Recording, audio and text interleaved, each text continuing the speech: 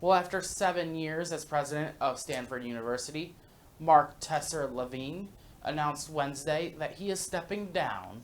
The move comes after a report was released detailing findings of an investigation into his research. Now, the president was not found to have committed fraud or misconduct, but he said it was in the school's best interest to step away. Dustin Dorsey has a reaction from the decision.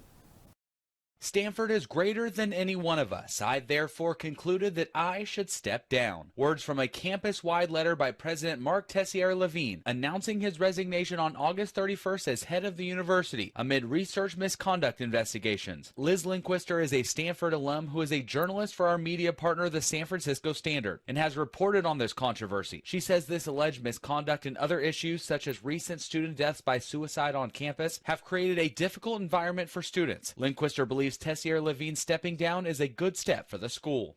I think most faculty and students and affiliates of the university saw it as a long time coming.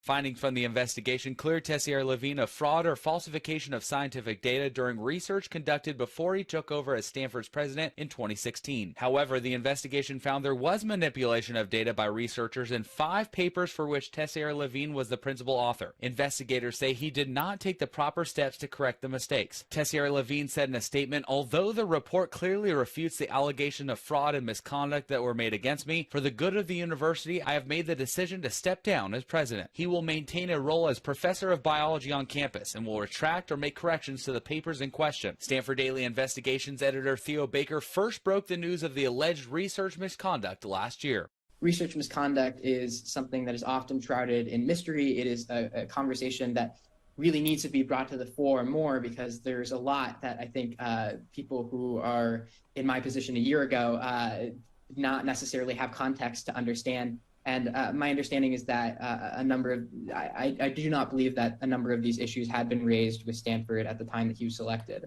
Linquister says the work that Baker did in the resignation of Tessier Levine highlight the power of student journalism. As a freshman, holding power to account in the most basic and straightforward way should be commended. And it has been in awards, but I think that part of the conversation is really important here, because the Daily has done a lot of work to hold Stanford University, its own parent university, to account.